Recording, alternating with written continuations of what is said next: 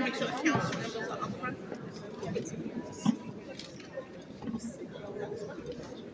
Is that okay? Is that okay? It's okay. I mean, I'm just seeing you from there. I'm just seeing her from here. Ask the council members up front.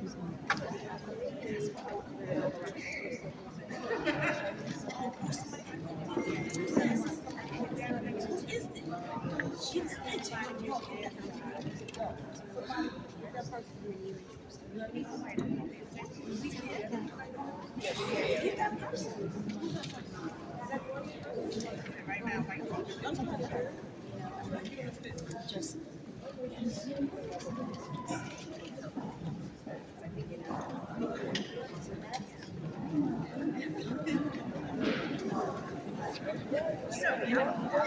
and you got you know how to do it together.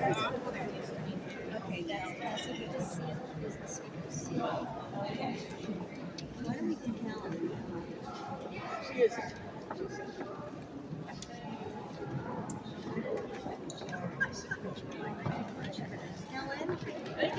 Helen? I know one chairs. Yeah. That's actually where there's parking is. I think it's okay. Okay.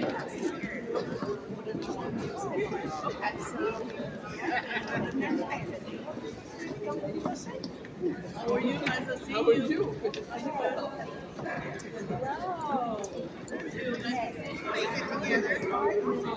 Yeah, we gotta give a little.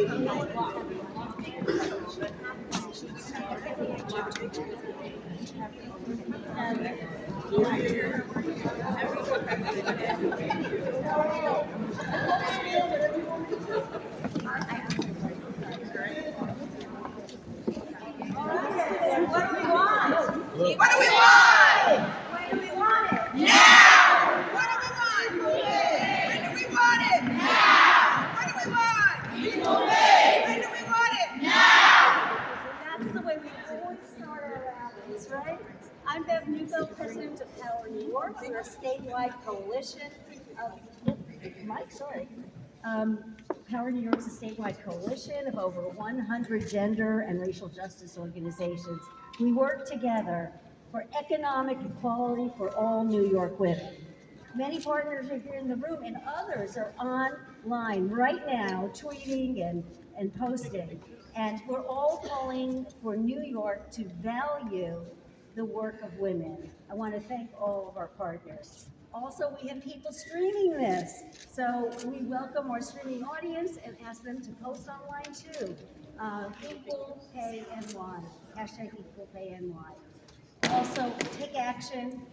We have an action, and you'll see that online as well. So, this is our 17th Equal Pay Day rally in New York. Each one is different.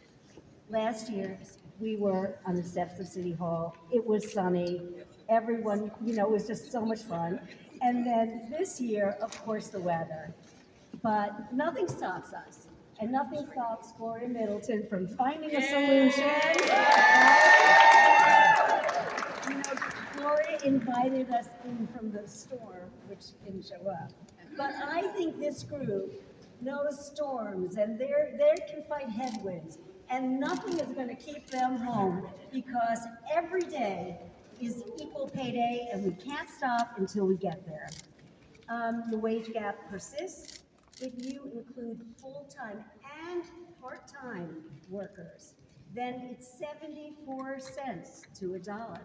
That's much less, because so many women work part-time.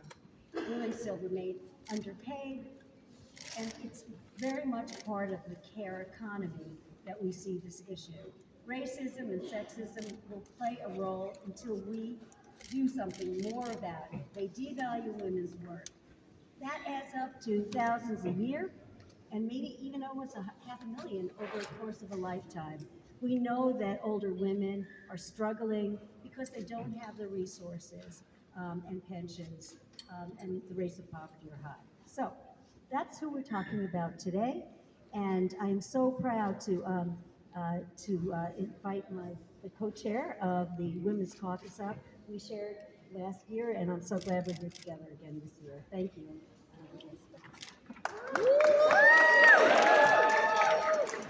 Good afternoon, everyone. I'm Councilmember Amanda Farias, and I serve as the co-chair to the Council's Women's Caucus with my colleague, Councilmember Farrah Lewis. Where's Farrah? Right there.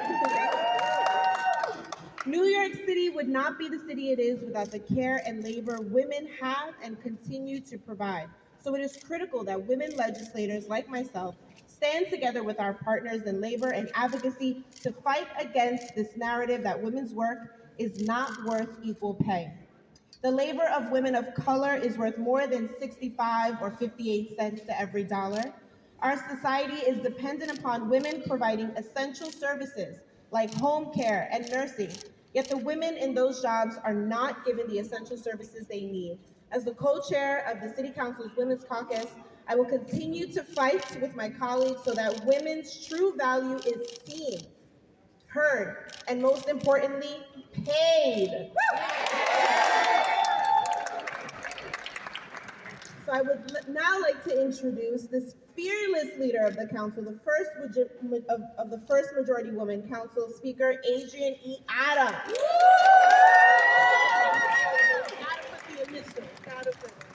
Thank you so much to my wonderful co-chair, Councilmember Amanda Farias. We thank you. Here comes my other co-chair, Councilmember Farrah Lewis. We thank you for chairing the most awesome women's caucus in the history of the New York City Council. I also want to acknowledge my colleagues who are here today. Councilmember Carmen De La Rosa, Councilmember Darlene Neely, Councilmember and the sage of the City Council, Councilmember Gail Brewer. I've mentioned co-chair Farrah Lewis, Councilmember Mercedes Narcisse, of course co-chair Amanda Farias. Northern Middleton, ladies and gentlemen. Thank you so much. Thank you so much for having us here today. It's an honor to be among so many fierce women on this powerful Equal Pay Day. You know, we are, Beverly, I'm so sorry. Pow. Oh my goodness. I'm also going to mention Jacqueline Ebanks, Executive Director of the Commission on Gender Equity. And representatives from Legal Momentum, New York Women's Foundation, Urban Pathways, and the Daycare Council of New York. Thank you all for being here today. You know, I'm just going to say that this is what my seventh year-ish of being here, and we have done this, Gail, much longer for you, Darlene, much longer for you. We continue to do this. There is something wrong with this picture. We continue to convene here every year to commemorate Equal Pay Day. We still are not making a dollar, ladies. There's something very, very wrong with that. On this day last year, we stood together on the steps of City Hall to celebrate our historic representation in the council and lay out our priorities to close the gap pay between men and women. We know that here in New York, for every dollar that a man makes, women working full-time and part-time earn an average of 74 cents. The disparity, of course, is even wider for women of color. Asian women make 69 cents for every dollar that a white man earns. For Black women, that's 63 cents. And for Latino women, that's 49 cents for every dollar. That's not right. It's especially not right when women make up 60% of our frontline and municipal workforces, and more than half are Black or brown women. Yet, the women who keep our city running, and many more across our city, are not being paid according to the value they provide. Our collective progress depends on us prioritizing New Yorkers who have been overlooked for so long. Women are the cornerstone of society and the backbones of our families. We have prioritized in this phenomenal women's city council, majority of the men who get it. We have prioritized the issues of women and working families for this session. The first time this has ever been done in the history of the city of New York. Watch us work. Because this is what it looks like when women lead. We mean this thing. We are the cornerstone, and that's why when women are healthy and have equal access to opportunity, our children, our families, and our communities thrive. That's why this council has centered women of color in our policies and have made strides to address pay inequities in our city.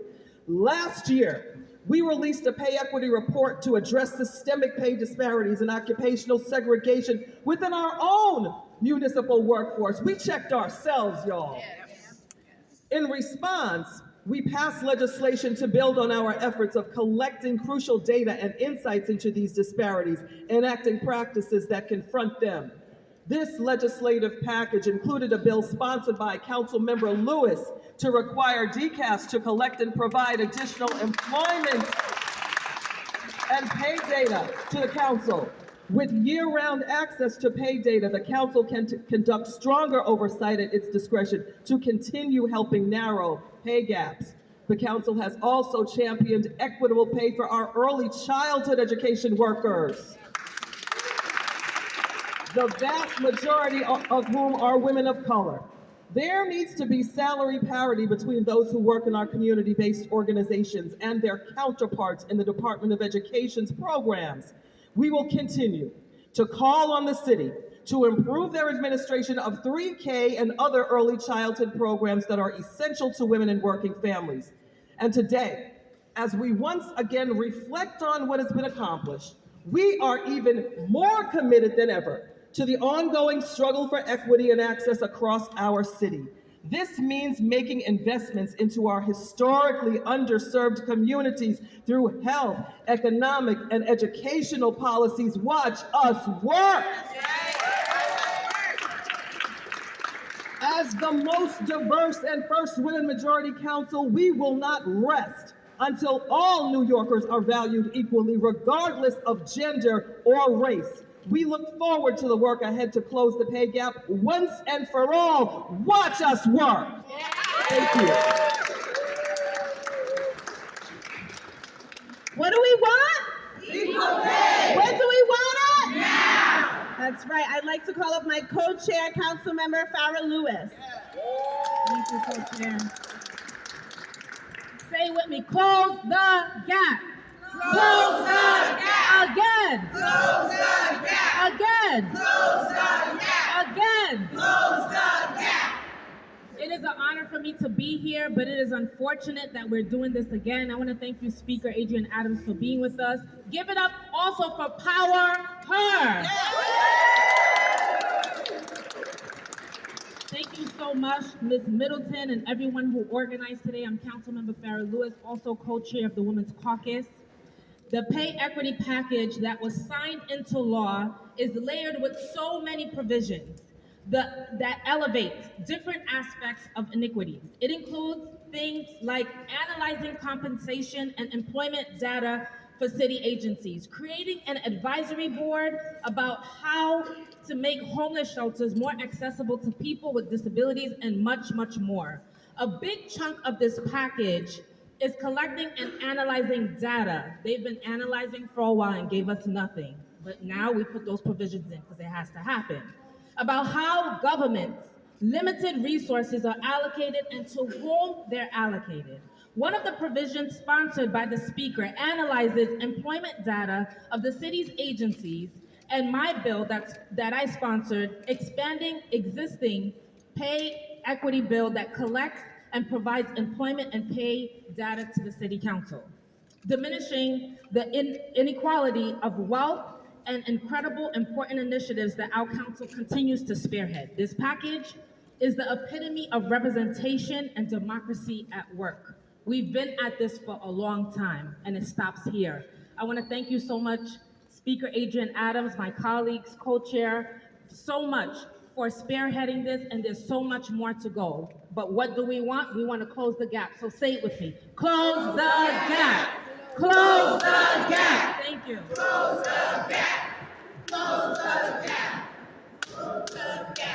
you. Thank you. I'd now like to call up my colleague and the chair of the Labor Committee, Councilmember Carmen de la Rosa.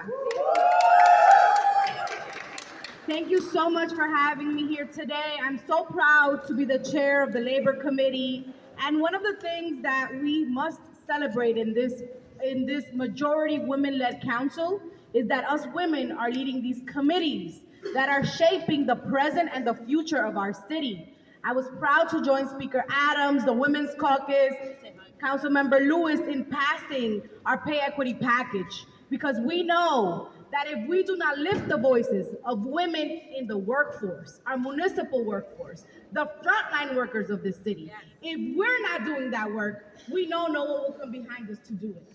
And we owe a debt of gratitude to our partners in the labor movement. Ms. Middleton, I'm looking right at you. Thank you for blazing this trail so our sisters could walk and run and represent our great city. I want to say that lifting up women is about wages, but it's also about lifting up an infrastructure that surrounds us. When we think about wages, it's time to lift the minimum wage, period, full stop, in our states.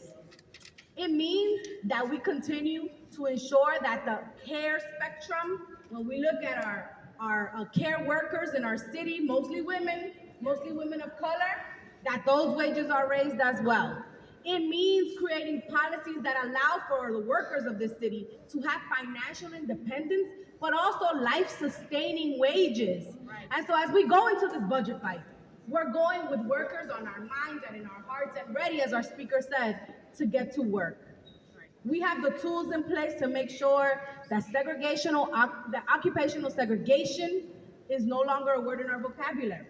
To make sure that next year when we get here, we're celebrating those pay increases, and we're celebrating the full closure of the gaps and all the loopholes that come with it. Because we understand that women are leading the city, they're leading their families, our communities, but they're also at the front lines. They face discrimination, harassment, and the full burden of carrying family and communities with them. Their paychecks should reflect that sacrifice. And so I'm honored to be here to continue to be the labor chair in the city council and look forward to working with all of you to get it done. Thank you so much. Thank you so much for those inspiring words, Chair de la Rosa. And last but not least, I'd like to call up my colleague, Council Member Gail Brewer, up to speak from our last remarks of the caucus. Thank you very much. I want to thank the Women's Caucus, and I really want to thank Gloria Middleton, first woman to head up 1180. And I have to say, having been in government for about 25 years almost, that this union has always been a bellwether of good things. So congratulations. I love 1180, and I mean that from the bottom of my heart. I also want to say two things. What's happening is really positive in two fronts in terms of women in government and women in nonprofit.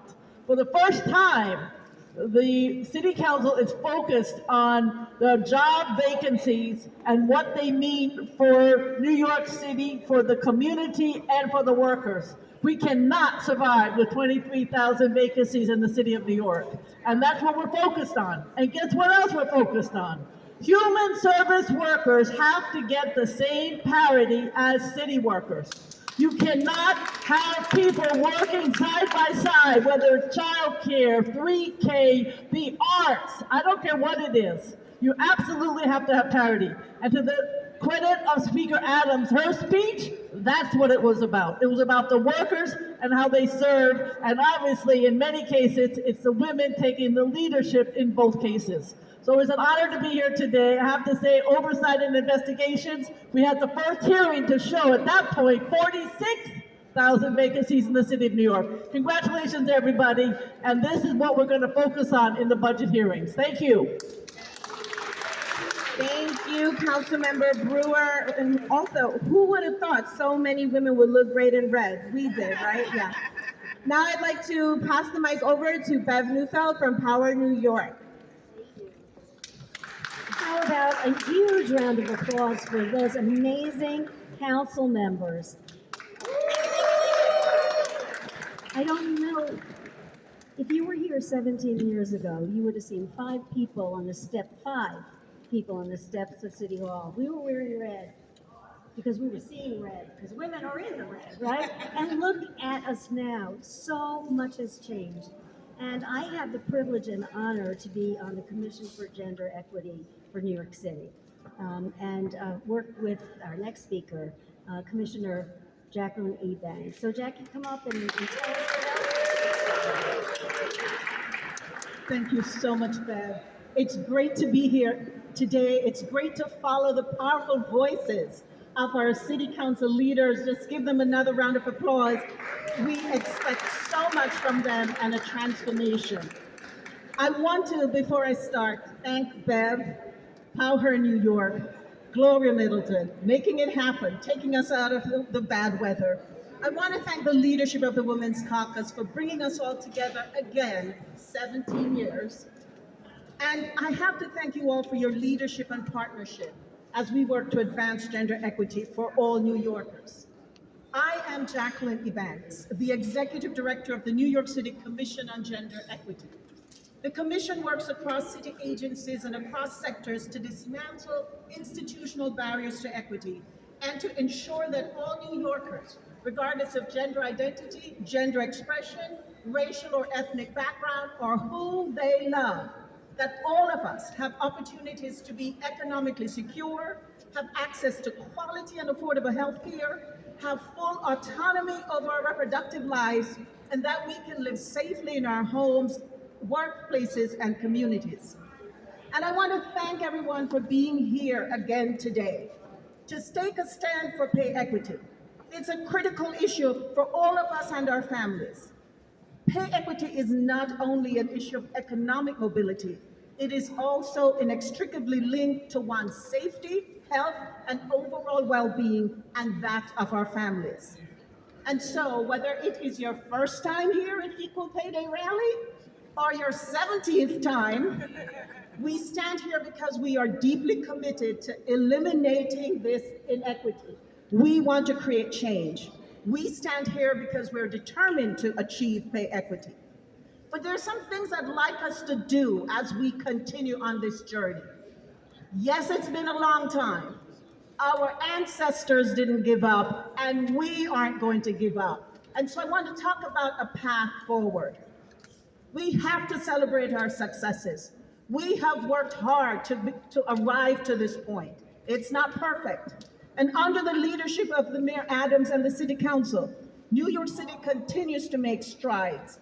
Most notably, we passed the salary transparency law, and that went into effect November 1st, 2022. What does that mean for us? That means that when you're on your job search, you now have more information, like the salary range of the job you're applying for. And you can make a strategic decision, is this the range I want to be in or not? And if you're qualified, you're going to make sure you apply for the salary that matches you. Information is power, that the salary that matches your skill set. And I want to say we are intentional about closing the pay gap in our city's workforce. I just want to reiterate what this City Council speaker said. The mayor signed in February a package of laws that will allow for the evaluation of job titles and the continued pay data collection so that we can really measure the progress we are making. We want to identify where are the gaps and how do we close the gap. And you know what? What we want to do is permanently close the gap. This must be a sustained thing. We have learned, if you have learned nothing in the past 6 years of the American democracy, your gains can be taken away, okay? And we want to make sure that when we make gains, they are here to stay. And that's our goal. And so, as a part of the Commission on Gender Equity, I want you to remember that is what we're here for, sustainable change. It is also important to remember that these laws work in concert with existing laws, such as the salary history ban of 2017. So when you go for a job, do not offer up the salary that you last earned, and your employer, prospective employer, should never ask that question again. That's so important for us women because we're historically underpaid. And if you go say, I earned X in my last job, you're setting the bar too low. It is important to remember you are valued, your work is valued, and you have the skill sets to do the job, and therefore you need to be paid equitably. The other thing we must remember is that we passed a series of sexual harassment prevention laws in 2018. And all of this works together to help keep our workplaces safe and to create the gender equitable workplaces we're looking for. That's critical to closing the gender and racial pay gaps. The second thing I want you to know after we've celebrated our successes, it's so important that you know your rights and share this information with everyone who will listen. It's really important. And that you tell the children you raise, either your nieces, your nephews, your daughters, whatever their gender identity may be. Talk to them about it because you're shaping this world for them. It's important for us to have these conversations in our workplaces because in so doing, we normalize transparency. There's no need for secrecy. We're all working to one goal, and so it's really important for us to carry this forward. Last, continue the fight. It's a long journey. Our ancestors can tell us that. We need to tell that to the folks coming ahead. The journey isn't done. We will not stop until we achieve pay equity, and when we do, it cannot and will not be taken away from us. Thank you so much.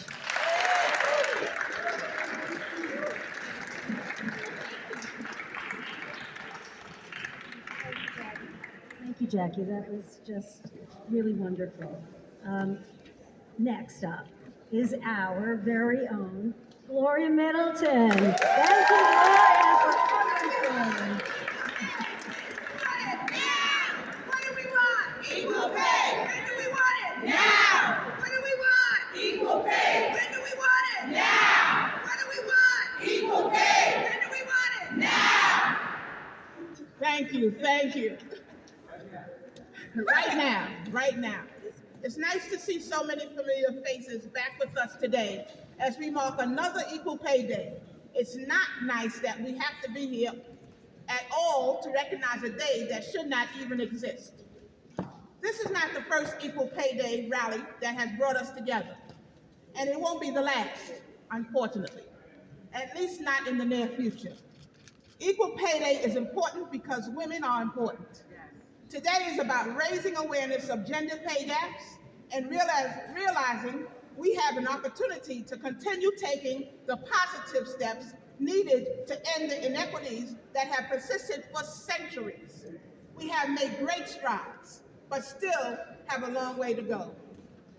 Women traditionally have been impacted by the social norms that label us as caregivers, housewives, and stay-at-home moms.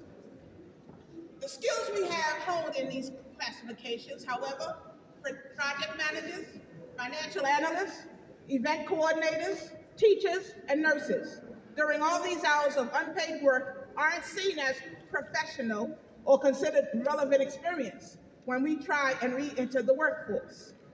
Today's assumed gender roles and expectations are antiquated and unrealistic. They have held Black women, they have held back all women from advancing in their careers at the same pace and salary levels as men. As if all of this wasn't hindering women enough, the pandemic has hit us particularly hard. According to one recent study, nearly 56% of those exiting the workforce since the start of the pandemic have been women, while we previously made up 48% of the US workforce. You heard Speaker Adams talk about the amount of workers that have not returned to city government. That same study also found that employment for women isn't projected to return to its pre-pandemic numbers until at least 2024. That's millions of women forced to struggle for years just to get back to making 82 cents for every dollar a man makes. Is this right? No. And it's worse for women of color. Salaries and career opportunities should be based on qualifications and experience, not gender, not race, not religion. To create more equality, we need leaders like those in the City Council, Women's Caucus taking action to address the biases that cause the wage and equity gaps. And I'm sorry that they had to leave because I know they're busy, but I thank the City Council for all the work they have been doing to make sure that we change this gap. First, the council passed Local Law 18 of 2019 to require the city to track and disclose the wages of all city employees, including statistics by race and gender, so we can call to task our leaders who think they can still offer unscrupulous salaries based on gender. Now the council has passed new bills that will up the ante on DCAS in the city, reporting numbers and how those statistics are used to determine the differences between what men and women are paid, as well as be used to determine how promotions are being made and how many new hires there are per gender. There's clearly a lot of work to be done, but it is possible to level the paying field for working women by increasing transparency around wages across the board, disrupting occupational segregation, expanding access to paid leave and child and elder care, and creating more good union jobs.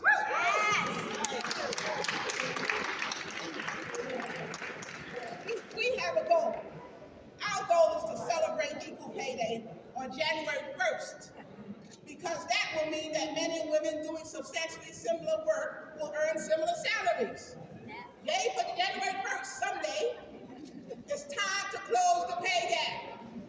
It's time to close the pay gap. It's time to close the pay gap. It's time to close the pay gap.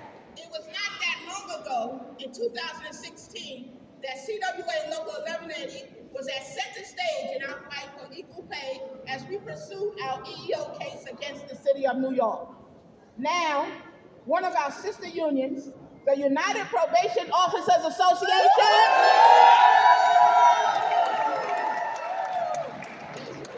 is facing that same battle. I'd like to introduce you to Dalvani Powell, president of UPOA, who is not only fighting for equal pay for her female and women of color probation officers, but also to stand on the same footing as police and corrections. Dalvani?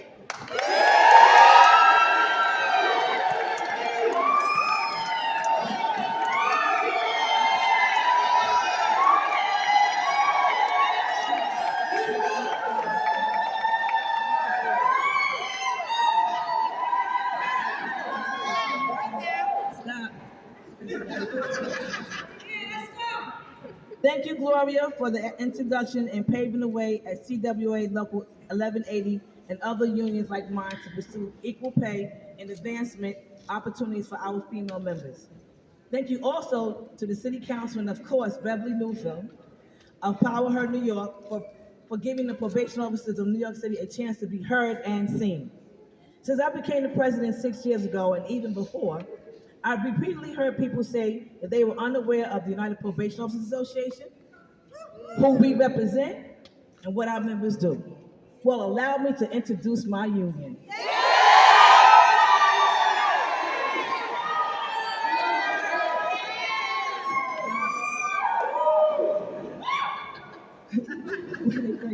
We are the largest alternative to incarceration agencies in the country, yet we are fewer than 800 probation officers and supervisors, predominantly women and people of color. We are charged by the city to oversee approximately tens of thousands of men, women, and youth who have been convicted of crimes and sentenced to probation instead of jail, prison, and placement. We are responsible for making sure that they do not violate their terms of probation and actually working on turning them around their lives. Our job responsibilities are very similar to other New York City uniformed law enforcement agencies like police and corrections. We carry guns. Yes. We perform search and seizures. Yes. And we make arrests. Yes. We receive the same training as police officers, correctional officers, and sheriffs. However, we also write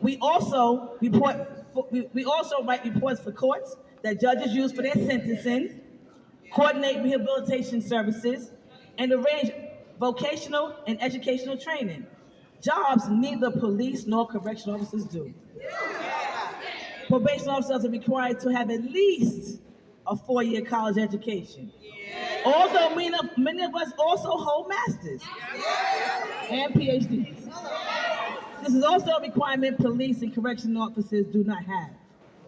Despite all the similarities to other uniformed service members employed by the city and all the additional requirements we shoulder, probation officers are not recognized as uniformed by the city. We are not. And probation officers actually saves both the city and the state tens and millions of dollars.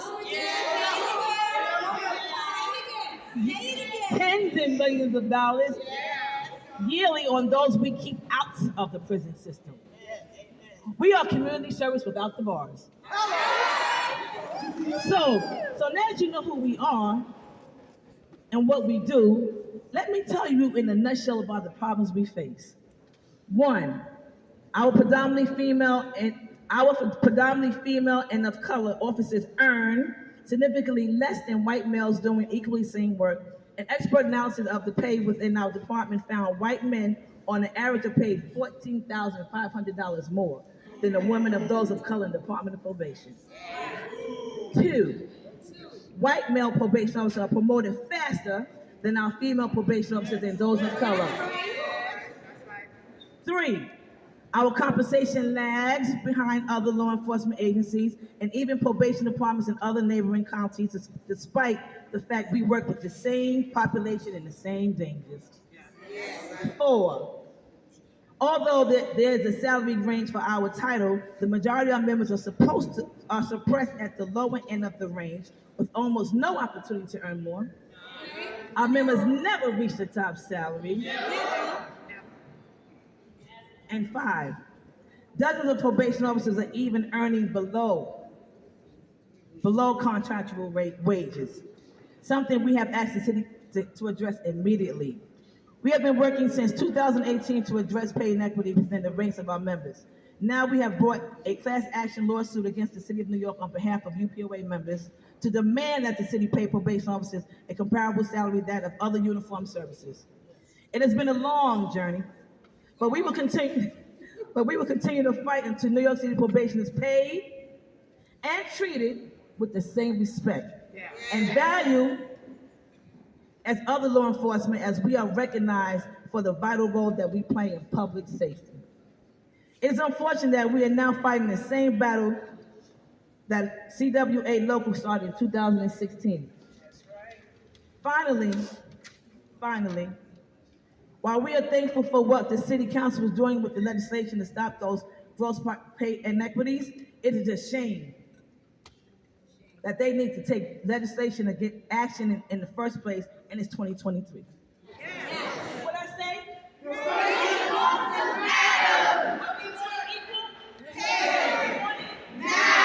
Thank you.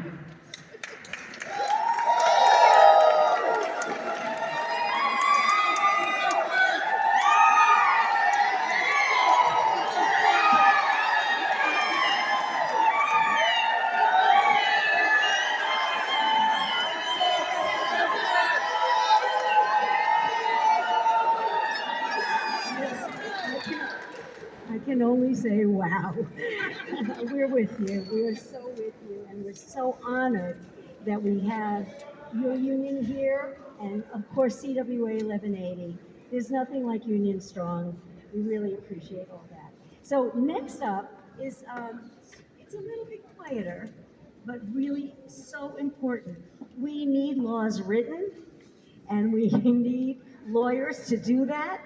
And we have our next speaker, Seher Quadra from Legal Momentum. She was just essential in writing the laws that we just passed, the salary range law and others. So I welcome Seher Quadra.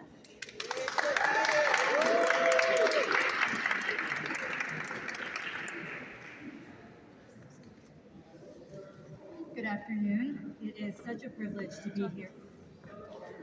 It is such a privilege to be here today alongside Bev and Power, the incredible work they've been doing with Speaker Adams, our incredible Women's Caucus, our Director Ethanks, and CWA 1180, and that's a tough act to follow, so do my best. Today on Equal Pay Day, I want to recognize what we have recently accomplished together and be frank about what we need to do going forward. In the 60 years since the passage of the Federal Equal Pay Act, women have lived an absurd reality where employers cannot legally pay them less based on sex, but employers can hide the salary information necessary to identify unlawful disparities. In the past 2 years, working in coalition, we have taken a critical step forward to fix this absurdity, enacting groundbreaking pay transparency legislation in New York City and New York State to require employers to post upfront salary ranges in job descriptions and job postings. I cannot understate the importance of this law to advance pay equity. We are already seeing employers improve their pay practices based on these requirements and workers using this law to advocate for themselves more effectively. And our bold action in New York is having a ripple effect nationally, with over a dozen states from Vermont to Kentucky contemplating and introducing similar legislation. But pay inequity is a multifaceted problem that requires a multi-pronged approach. And this is only the beginning. As we know, it is Black and brown women who are being left behind due to deep structural inequities. In New York, women make up over 60% of the low-wage workforce, a leading contributor to the wage gap. We cannot and will not achieve pay equity unless we dismantle long-standing structural barriers that push women into poverty and keep women of color in low-wage work. To address this problem, we need to start by raising the minimum wage and indexing it to cost of living. The failure of the minimum wage to keep pace with the rising cost of living has relegated too many women to poverty and inescapable cycles of economic precarity. In New York State, legislation introduced by Senator Ramos and Assemblymember Joyner, our champions of pay transparency at the state level, would increase New York's rapidly eroding minimum wage to $21.25 across the entire state by 2027, after which it would be indexed to reflect rising cost of living and gains in worker productivity. Over half of the 3 million workers who would see a raise in New York State would be women. Simultaneously, we need to reverse the accepted narrative that women's work is low-wage work and invest in substantial pay increases in female-dominated sectors and industries. Some of the hardest and most valuable jobs, like childcare and home care, are also the lowest paid jobs. It is of no coincidence that both are considered women's work.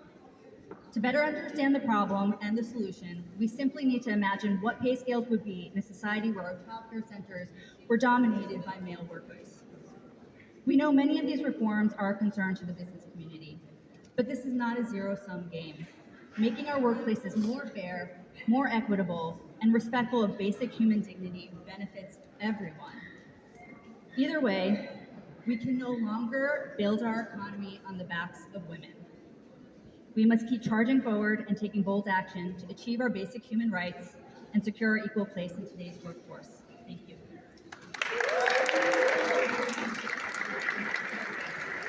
Thank you, Sahira from Legal Momentum.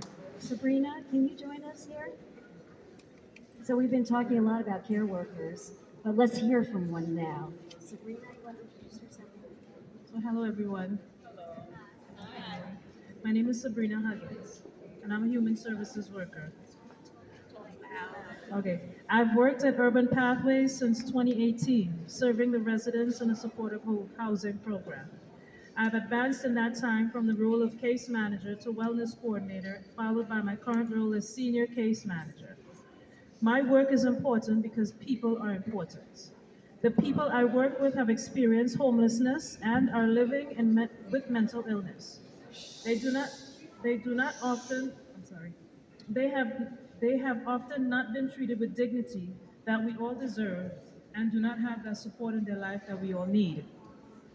I get to be that support for my clients, helping them solve their problems, get connected with services, and setting goals for themselves. This is important work, and it makes a difference to them every single day.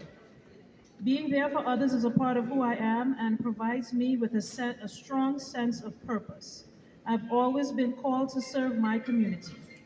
Before working in human services, I was an educator, and I served in the United States Air Force Reserves for 6 years. I'm continuing to build skills to serve my community by returning to school to earn my master's degree in social work. I am growing so much in understanding the people that I serve and learning new skills to better support them. I love to learn and I look forward to continuing to do so. I've always loved the quote, "No man is an island." Our services contribute to our broader community needs and keep our clients connected. Sadly, despite my dedication, I am vastly underpaid. Why does the government undervalue me and my work? While deemed essential during the pandemic, government continues to leave human services workers behind. In a field that is overwhelmingly staffed by women, people of color, and women of color with college degrees. We make $20,000 less than a public sector employee. The program I work at is funded by a government contract that sets my poverty level wage and is exacerbating racial inequality and gender pay disparities. These poverty wages have created high turnover among human service workers, negatively affecting the people we serve who have had numerous case managers, social workers, and peer specialists that were forced to leave their positions because they could no longer afford to live with such low pay. Having to establish a relationship with a new worker and repeat intimate details about their lives with yet another stranger makes it hard for our clients to build trust and view themselves as worthy of having their needs addressed. This is not how we want to serve our clients. Here is a result of my low wage. As a single parent, I simply cannot make ends meet.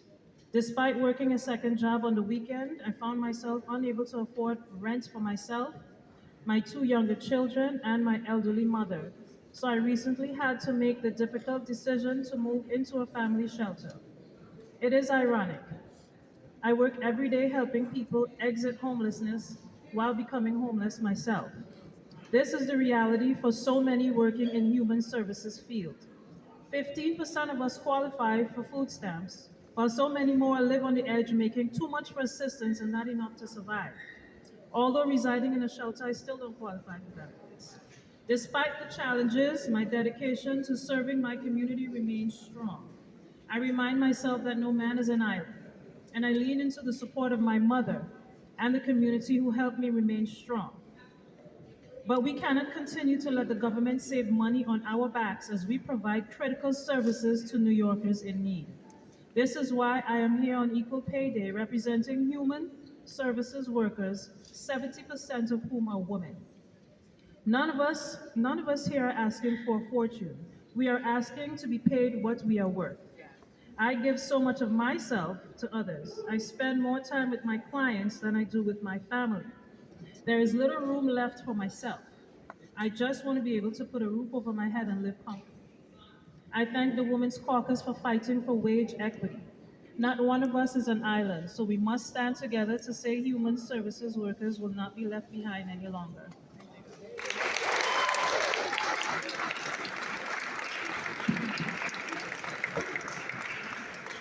Sabrina, thank you so much for sharing your story. It really brings home why we're here today, right? So I don't have anything else to add. I think everybody covered it, except an action. We never get together without saying, let's do something, right? With all our energy.